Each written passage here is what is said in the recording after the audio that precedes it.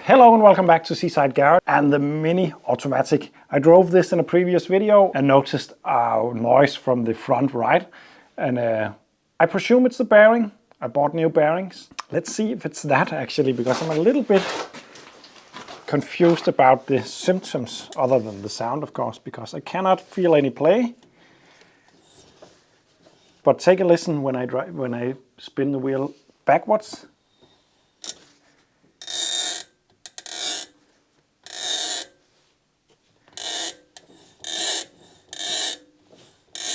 I wonder what that is, but I really do think it's the bearing. It sounds a bit rumbly. The owner of this car told me that he has changed the bearings quite a few times, but he always used the cheap ones. And if you read on mini pages, you should use the Timken machine ones. I have bought one of those sets, and of course you write that on your product if you want to sell a lot of them, that this is the only thing that works. But apparently there's something about that in the mini world. The cheap ones, sometimes you're lucky, sometimes you're not. In this instance, we're going to change it with the quite expensive Timken bearing. Let's get to work. I'm going to remove the wheel. This is going to be a little bit more easy, most likely, than on normal minis, because this one got the high-low ride adjustment thing installed, so it's easier to remove pressure from the two swing arms. These are nice rims. Especially mean the condition of the rims. That is not normally something that I work on, nice rims like this. So I hope I don't scratch them. Normally my cars got, not so good condition rims on them. I'm gonna put it over here for safekeeping.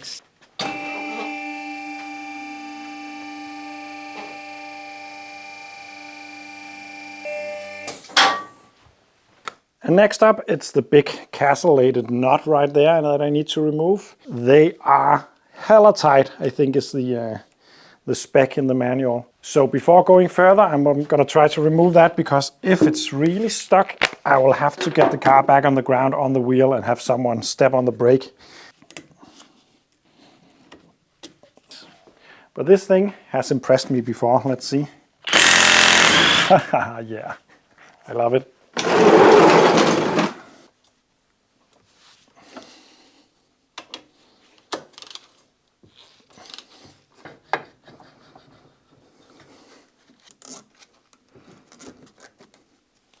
There we go.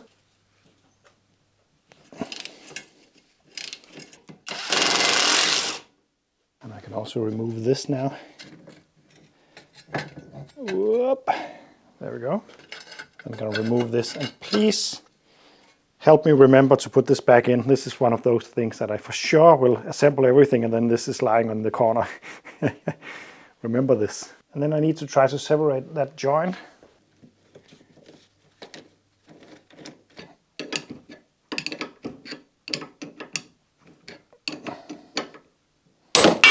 There we go.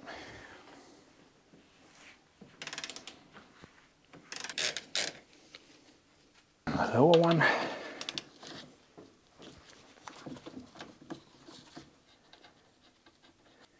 And then right in there, I can adjust the ride height of the car, but also the tension currently applied to this. So I'm gonna undo that a bit to make sure that it's not clamping together on it, because that will make it very difficult to get it out. I will be fighting the car's suspension to get it out. But by undoing this, it will mean that it's a lot easier. But I will measure the distance between the top of the ball and the lower one, just to make sure that it's easier to get it to the same ride height when I'm done. Just about 21 millimeter, 20.9 I'd say, between those 2 points. And then I can undo these and adjust it. The top one is a locking nut, so better just loosen that up firstly, like that. And then I can undo it, giving me a lot better room to do this part of the job. But this is not standard mini. This is adjustable, high-low I think it's called. Very popular upgrade on the mini. And then I need to undo these joints also.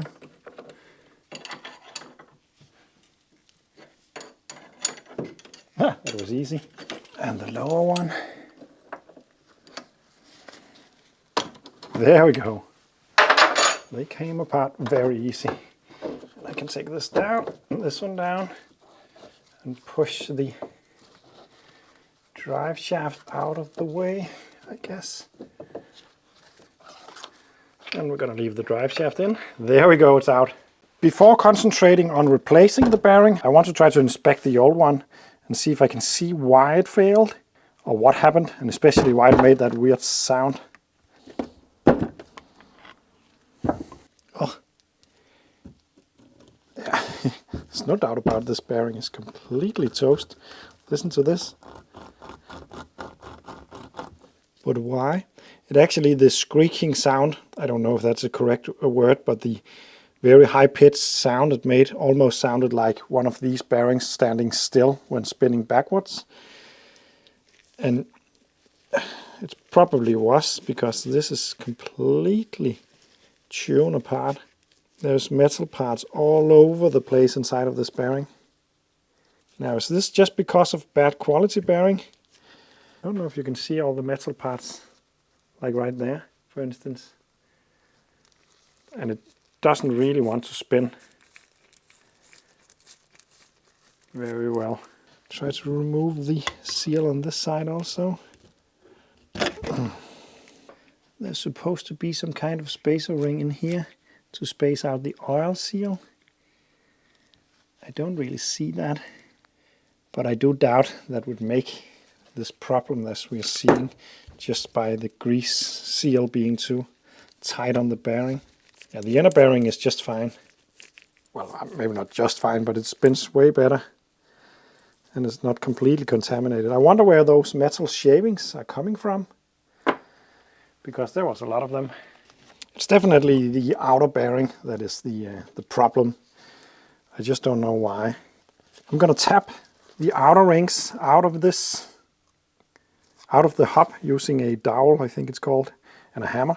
The hammer might be big, but I'm not going to hit it very hard. I'm just going to tap it out gently, changing from side to side.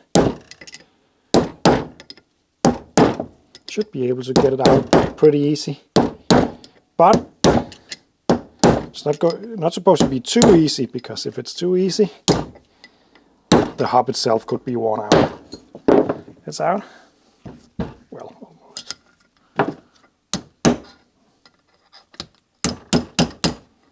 Let's get the inner one out. That's the good one. That is perfectly fine.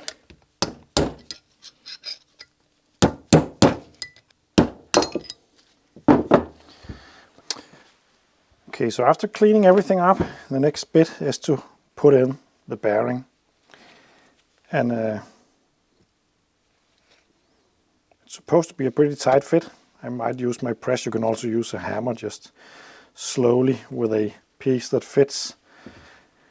Fit it down, but oh, I think I found the problem with the bearing, and the reason why Klaus has had to change so many bearings.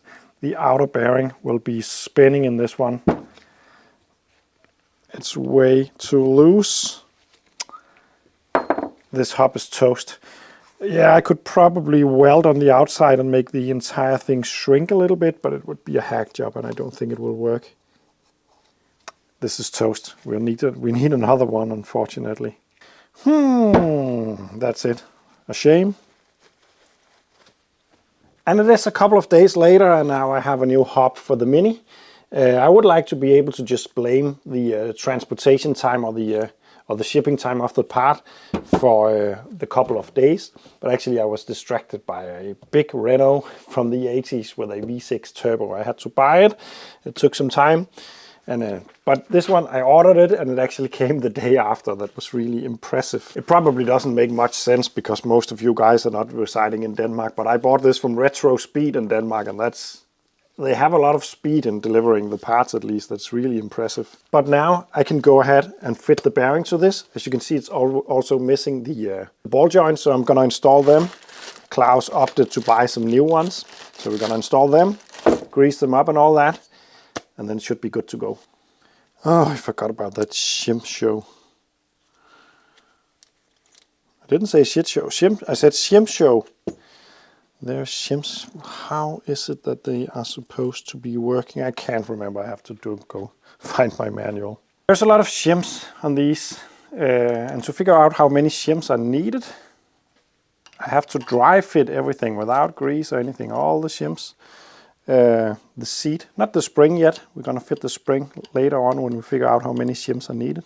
And then I'm gonna fit it and torque it down. And then I'm gonna feel for the looseness in the joint or stiffness. And then I'm gonna find what is acceptable. There we go. It's completely tight, so this is very wrong. But the set only came with 6 shims, so I was expecting it just to need 3 on the bottom part of it. But it could also need more than those. And I might need to reuse the old ones from the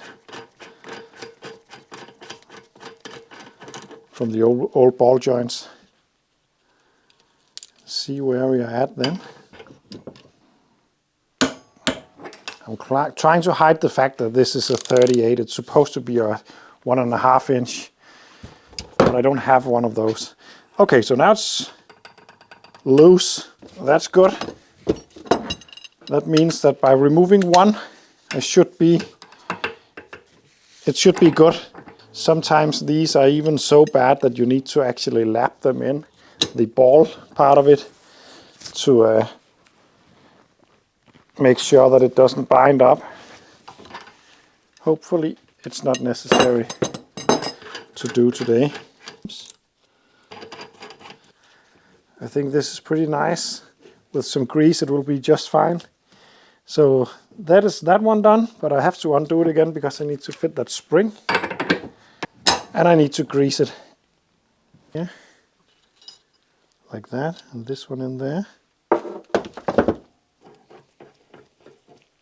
Before installing the dome nut for the last time, I will add some Loctite on each side, like this. Yes, it's going to be difficult to come off, but you don't want this to come off while driving.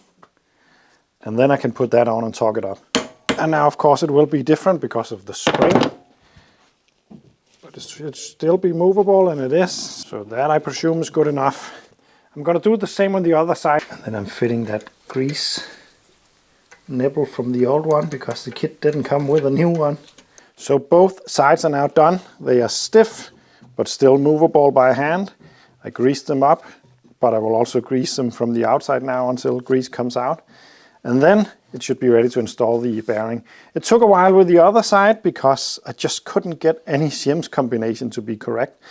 So I ended up actually removing a little bit of the dome nut, just a little bit, and that made it perfect. Sometimes you have to lap them in, as mentioned. They don't seem to have any soft spots, so I think it will be all right. But let's grease them up and fit the bearing. All I need to do now is to lock the outer ring, and then that is done. By the way, there is difference on grease, and the grease for the bearing is not the same as for this, or at least you shouldn't put this kind of grease inside the bearing, because it will probably not spin inside the bearing. It will slide, and that will wear it out, so it won't work. And now we are back to where it all began, and the actual bearing install. The Timken bearing are machined together, so the outer and the inner part of it is meant to go together. And if you mix them up, it will wear out it will probably wear out pretty quickly. That's the reason why they are bound together like this, so you can't mix them up. So keep track of them, otherwise you will have a bad time. I'm just going to give it a light coat of WD-40 kind of lubricant. That will make it slide in a little bit easier, but it will not stay there. I'm going to press it in, but I'm not going to give it a lot of pressure. I just want it to go down and seat and hit that end stop, and then no further than that.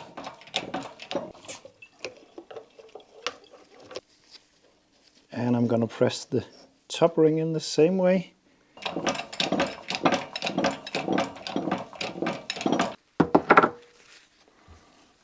And then with a set of clean gloves, I'm going to correct bearing. No, it's not Loctite, don't worry. Well, it is Loctite, but it's not the locking tight kind of thing. And then I'm gonna pack this bearing with grease. I'm gonna use my gloves to make a pressure chamber to force the grease into the actual bearing, so it's not just covered in grease, but it should be filled with grease. You can actually get packers for this.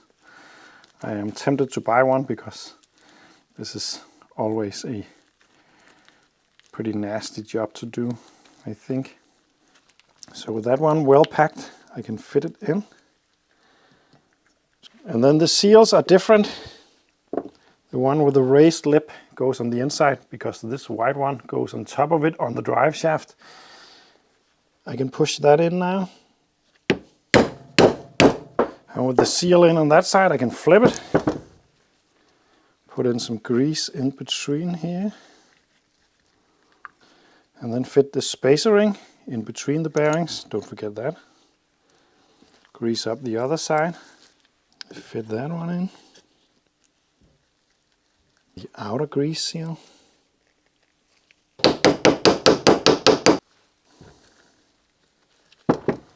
And there we go. I'm going to clean up and then I'm going to install everything back on the car, and then that should be good to go.